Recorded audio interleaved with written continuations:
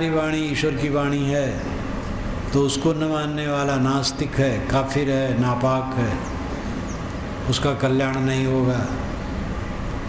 हमारा महापुरुष ईश्वरी है, जहाँ ऐसा माना जाएगा यही बात आएगी। हमारा संप्रदाय ईश्वरी है। भौतिकवादियों ने उतना रक्त नहीं बहाया है जितना ईश्वर मानने वालों ने रक्त बहाया है। ईश्वर मान करके मनुष्यों का खून खराबा बहुत हुआ है, भौतिकवादियों ने इतना रक्त नहीं बहाया। इसलिए ईश्वर और शास्त्र कह देने से सच्चाई आ गई, ये महा धोखा है। गुरु कह देने से भी सच्चाई कैसे आ जाएगी जब तक परख न होगी। सतगुरु शब्द बड़ा गंभीर है, तो बड़े बड़े मक्कार अपने को सतगुरु घोषित करके चल पड़े, और सतगुरु शब्द में उलझ जाओगे, कहीं भी उलझ जाओगे। सतगुरु पर भी कैंची है।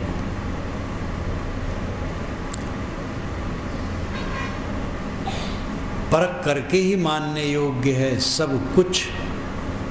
गुरुओं का गुरु कौन है? जीव। गुरुओं का गुरु जीव है। योग दर्शन में तो कहा गया है गुरुओं का गुरु ओम है।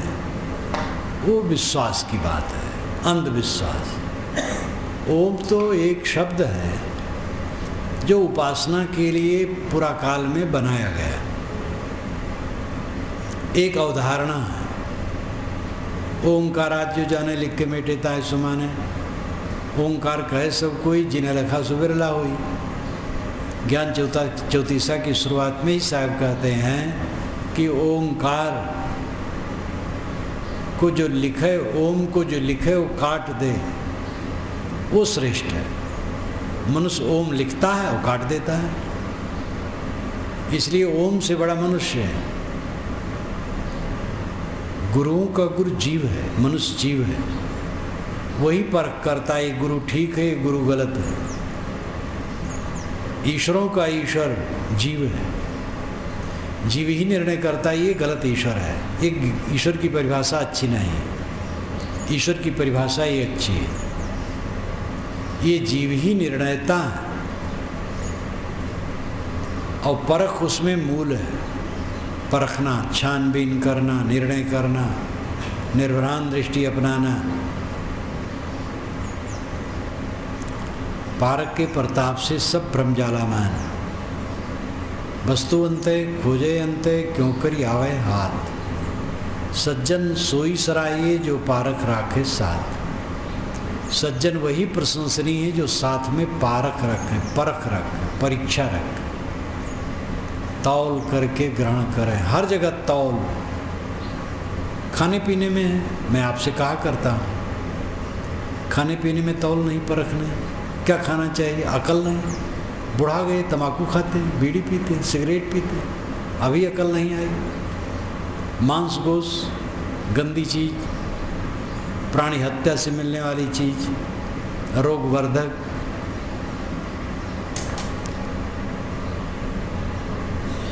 बीत गया जीवन का बहुत हिस्सा, कितना खाना चाहिए अकल नहीं आई।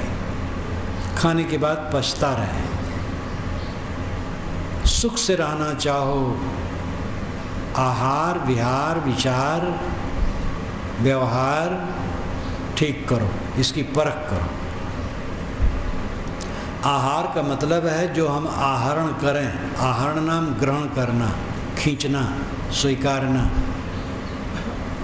आँख से जो देखते हो आँख का आहार है, कान से सुनते हो कान का आहार है, नाक से सूंघते हो नाक का आहार है, जीभ से चखते हो जीभ का आहार है, मन से जो सोचते मन का आहार है। ये ठीक होना चाहिए। उसमें भोजन के लिए बड़ी सावधानी चाहिए। जवानी में जठराग्नि जितनी तेज रहती है बुढ़ापा में नहीं। जवानी की आदत बुढ़ापा में भी लोग लद लेना चाहते हैं, और ज़्यादा गलती तो जवान करते हैं। तेज भूख लगती है, आवश्यकता से अधिक खा लेते हैं, वहीं से कब्जियत शुरू होती है। ज़्यादा खाना शुरू किए, गरिष्ठ होता गया, पचने की शक्ति घटती गई और एकदम बुनियादी ढंग से जैसे कब्जियत शुरू हो गई। और दोष देते हैं पेट का। पेट का दोष नहीं, हमारी लोलुपता का और अज्ञान का दोष है। सभी को कम खाना चाहिए। दोपहर को भोजन मिलना है, अब अगर जलपान करने से दोपहर को भूख खुल के नहीं लगती तो जलपान मत करो, पानी केवल पियो। अथवा जलपान करते हो तो जलपान की कसौटी यही है कि दोपहर को खुल के भूख लगे तो आपने जलपान ठीक किया है। अगर दोपहर को खुल के भूख नहीं लगी है तो आपने जलपान ज़्यादा किया। आप कहेंगे ये बहुत थोड़ा खाया था, तो उसे भी कम खाना चाहिए, मर जाएंगे। बड़ा डर है मर न जाए। कम खाने से कोई मरता नहीं है, ये ज़्यादा खा खा के लोग मर रहे हैं, जीते जीते मर रहे हैं, पछता पछता करके। दोपहर को कड़ी भूख लगनी चाहिए खाने के समय, और ऐसा खाओ कि शाम को फिर खुल करके भूख लगे। कड़ी भूख बिल्कुल अपने हाथ में है, संभाल के खाओ। जो मिले वो ठीक है, दाल भात मिले काफ़ी है। छत्तीसगढ़ का भोजन तो सब्जी भात सबसे बढ़िया, सब्जी भात, सब्जी भात, दाल भात, रोटी सब्जी जो मिले खा लो। घी की चिंता भी मत करो, घी बहुत फायदेमंद चीज़ नहीं। दूध के लिए मत ललचाओ, मिल जाए तो थोड़े लो, ज़्यादा नहीं। दूध कोई बहुत बढ़िया चीज़ नहीं, एक जगह दूध ज़्यादा है, लोग कहे ठीक है तो दूध ही ज़्यादा ले लें, ज़्यादा ले लिए पेट खराब हो गया। ज़्यादा दूध आया और दूसरे में वितरित कर दो। दूध, घी, दही ये बहुत बढ़िया चीज़ नहीं है कि इसको ज़्यादा खाना चाहिए, मिल जाए तो थोड़ा खाए। और कभी चिंता, जीवन भर ये न मिले तो कोई फर्क नहीं पड़ता। जानवरों को गाय का बछड़ा है, दूध पीता है, बड़ा हुआ चरता है, फिर कभी दूध पीता है? किसी बैल से लड़के देख लो, दूध पीने वाले आप हो, लड़के देख लो किसी बैल से, किसी घोड़ा से, किसी हाथी से, तो पता लग जाएगा। जो सहज भोजन मिले करो और कम खाओ, सदैव कम खाओ। देखो एकदम मस्त, भूख लगी रहे, भोजन के बाद उठो तो हल्का हल्का पेट रहे, और 2-4 घंटे के बाद भूख लग जाए, हल्का सब समय रहे। ये सावधानी बरतो, देखो कितना सुख से रहोगे। ऐसे सारी चीज़ों के लिए अपने को बचाओ, विवाद न करो, लड़ो ना। अपने से कोई छोटा है, लड़ गया, आप चुप हो जाओ, उसको समझ होगी, सुधारेगा। अपना अहंकार क्यों उछले कि ये छोटा हमसे कहते, छोटा बड़ा क्या है, ऊंच नीचे मध्य की वाणी, एक है पौन एक है पानी। सुख से रहने के लिए बहुत धन नहीं चाहिए, सुख से रहने के लिए विवेक और त्याग चाहिए। थोड़ा धन चाहिए, धन सबके बराबर नहीं होता, कम ज़्यादा होता है। न्यूनतम आवश्यकताओं की पूर्ति चाहिए, भोजन मिल जाए, कपड़े मिल जाएं, सोने की जगह मिल जाए, बस बहुत है। आदमी अपने मन और तृष्णा को फैला फैला करके बहुत पीड़ित है।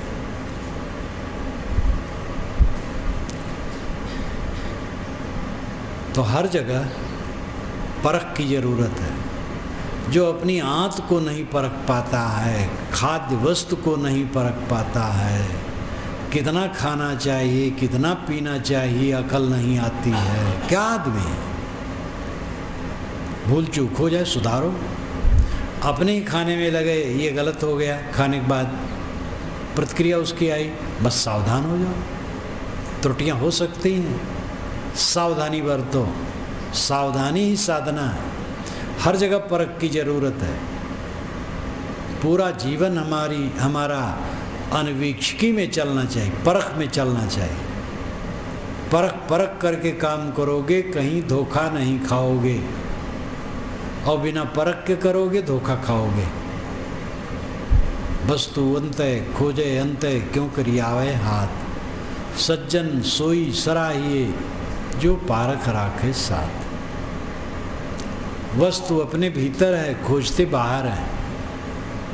परमात्मा बाहर खोजते हैं, मोक्ष बाहर खोजते हैं, कल्याण बाहर खोजते हैं, आनंद बाहर खोजते हैं।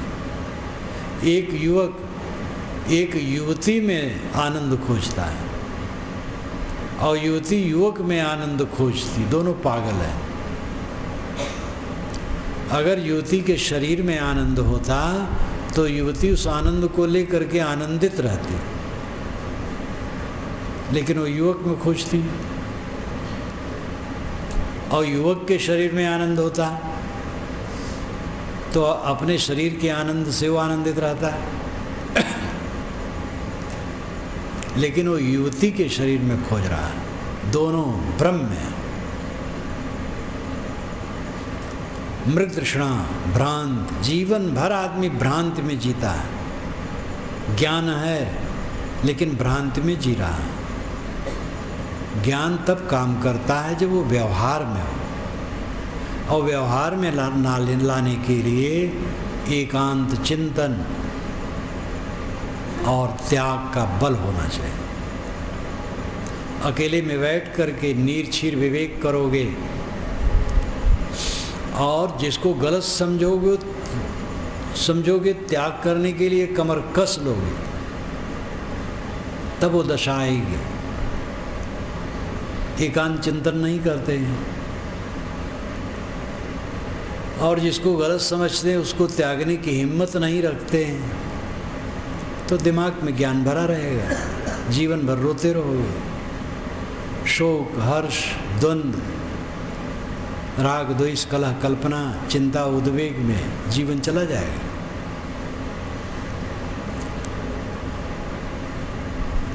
इसलिए एकांत चिंतन चाहिए, और त्याग के लिए बल चाहिए। वो मनोबल आपको करना पड़ेगा। त्याग करके देखो कितने सुखी हो जाओगे। खाने ही में जिनकी आदत ज़्यादा है, निश्चय कर लें, त्याग करें, संयमित खाएं, देखेंगे एक ही दिन में महासुखी हो जाएंगे। जिस दिन आप हल्का हल्का खाएंगे, पूरा शरीर हल्का हल्का रहेगा, आप खुद आनंदित हो जाएंगे। इसलिए सुख कहीं है, खोजते कहीं है। परमात्मा कहीं है, खोजते कहीं है। पारखी संत ये नहीं कहते हैं कि परमात्मा नहीं है। वे कहते भाई जिधर खोजते उधर नहीं है। जैसे राजिम कोई खोजे यहाँ से पश्चिम चल करके, तो मानिक चौरी आ जाएगा, अभनपुर आ जाएगा, राजिम नहीं आएगा। कोई कहे इधर राजिम नहीं है, तो राजिम का खंडन नहीं हुआ, दिशा का खंडन हुआ, गलत दिशा में जा रहे हैं। परमात्मा का खंडन नहीं है, परमात्मा की दिशा का खंडन है। जो हम बाहर परमात्मा खोज रहे हैं, पारखी संत उसका खंडन करते हैं। भीतर लौटो। जो स्वयं दृष्टा साक्षी चेतन है, इसका नाम आप ब्रह्म रखो, परमात्मा रखो, अल्लाह खुदा गाड रखो। साहिब ने तो सब कहा अल्लाह राम जियो तेरी नाही, हृदय बसे ते राम न जाना। ये तो शब्द देश काल में बनते हैं। राम भजन कितने दिनों से है? 1000 वर्ष से। 1000 वर्ष के पहले राम भजन कहीं नहीं था।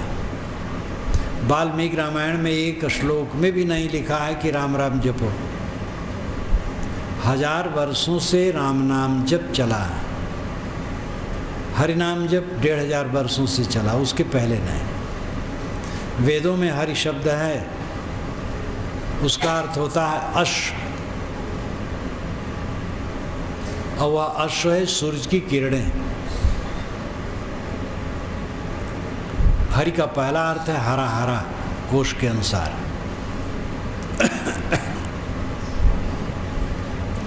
गुप्त काल में हरिभजन चला। गुप्त काल ईसा के 325 वर्ष बाद से लगता है। फिर हरिभजन शुरू हो गया, राम भजन उसके बाद शुरू हुआ, अल्लाह भजन अलग शुरू हुआ। तो ये सब कोई भी नाम और रूप और कर्मकांड किसी देश और काल में शुरू होते हैं, और सत्य देश काल से अतीत होता है। जब राम राम नहीं कहा जाता था, जब हरि हरि नहीं कहा जाता था, जब अल्लाह अल्लाह नहीं कहा जाता था, तब भी सत्य था। इसीलिए उपनिषद में कहा गया वो सत्य है। ब्रह्म कहने के बाद कहा वो सत्य है, उसका नाम सत्य है। ब्रह्म से भी ऊपर सत्य है, क्योंकि ब्रह्म एक वर्ग का नाम है। एक वर्ग वाले ब्रह्म मुसलमान ब्रह्म नहीं कहते हैं, लेकिन सत्य वो भी कहेंगे। तो उपनिषद में कहा उसका नाम सत्य है। ओम भूर ओम भुवा ओम स्वा ओम जना ओम तपः इत्यादि संध्योपासना विधान में आता है। तब अंतिम में कहा गया ओम सत्यम, सत्यम समाप्त, वहीं समाप्त है। सत्य, सत्य क्या है? खुद आप सत्य हैं। सत्य कौन चाहता है? जो सत्य है। आप सत्य चाहते हैं, आपके समान सत्य क्या होगा? आपसे आप कभी अलग होते हैं? कभी अलग नहीं होते हैं। जागृत भर, सपने में भी, सुसुप्त में याद नहीं रहता है, लेकिन जग करके कहते मैं सुख से सोया। हर स्थिति में आपसे आप अलग कोई नहीं होता। तो आत्मा के समान सत्य क्या हो सकता है? आपका आपा आपके लिए परम सत्य है। वही वस्तु है आपकी। वस्तु अंते खोजे अंते, क्यों करी आवे हाथ। वस्तु स्वयं है, स्वयं आत्मसत्ता। आप स्वयं हैं और खोजते बाहर हैं। जिंदगी बीत जाती है। मृगा का उदाहरण इसी में दिया जाता है। कबीर साहब की साखी जगत प्रसिद्ध है। मृगा की नावी कस्तूरी मृग ढूंढे बनमाए, तैसे घट घट राम है दुनिया जानत ना है। कुछ मृगों की नावी में कस्तूरी होती है, सुगंधित द्रव्य, उसको हरदम सुगंधी मिलती है। वो सोचता कहाँ से मिल आ रही है, तो खोजता है, बन छान डालता, कहीं नहीं मिलता। जान जाए कि मेरी नाभि में है, खोजने की जरूरत ही नहीं, जहाँ है तहाँ सुगंधी आई रही है। परमात्मा की सुगंधी हमें हर समय आ रही है, लेकिन उसको हम बाहर खोजते हैं। और है अपने में। परमात्मा की सुगंधी क्या है? दुखहीन मन हो जाए, दुखहीन होके जीना, परमानंद में जीना। ऐसा हम सुख चाहते हैं जिसमें दुख नाम की चीज न हो। ऐसा सुख कहाँ है दुनिया में? ऐसा सुख है आत्म संतोष में, अपने में लौटने में।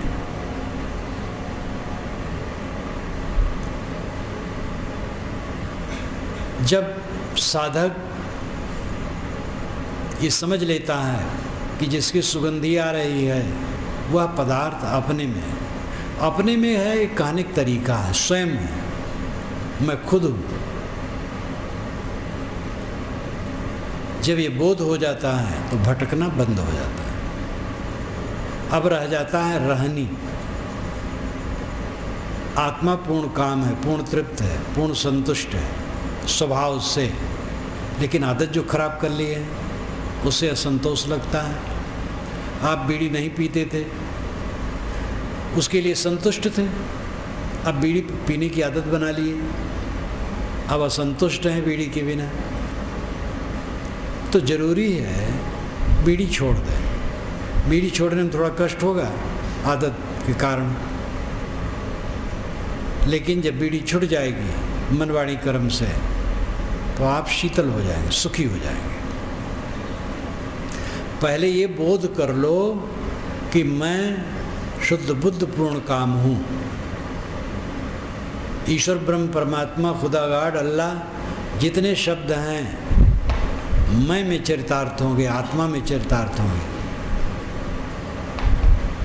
इसीलिए सब में वही तत्व है। सबको परमात्मा रूप समझ करके सबके साथ सुंदर बर्ताव, पहले इसका बोध होना चाहिए, तब फिर बंधन को समझो। श्री विशाल साहेब ने कहा, पहले जान स्वरूप को पाछे बंधन चीन, दोनों की परिचय भई तभी मोक्ष लखलीन। पहले स्वरूप को जानो फिर बंधन को जानो। स्वरूप अपना रूप, पदार्थ स्वरूप, स्व नाम अपना खुद, रूप नाम पदार्थ, अपना पदार्थ निज तत्व। जो चाहो निज तत्व को शब्द ले ऊपर रख। निज तत्व आत्म तत्व पूर्ण काम है, पूर्ण तृप्त है। अनुभव क्यों नहीं होता है? क्योंकि बोध नहीं है। बोध हो गया तब भी नहीं तृप्त का अनुभव होता है, क्योंकि रहनी नहीं है। अब रहनी में चलने की ज़रूरत है। अभी गर्मी में मेरे कार्यक्रम जहाँ थे इधर कोरबा से आगे, तो 7-8 लोगों का दल मुझसे मिलने आया। प्रवचन में आया था, एक बूढ़ा था, उसने वेद के 2 मंत्रों को लिख के लाया था। तो एक मंत्र का भाव था कि ब्रह्म के 3 पाद अमृत में स्थित है, 1 पाद में जगत है। तो उसने कहा, महाराज जो 3 पाद जो अमृत में स्थित हो कहाँ?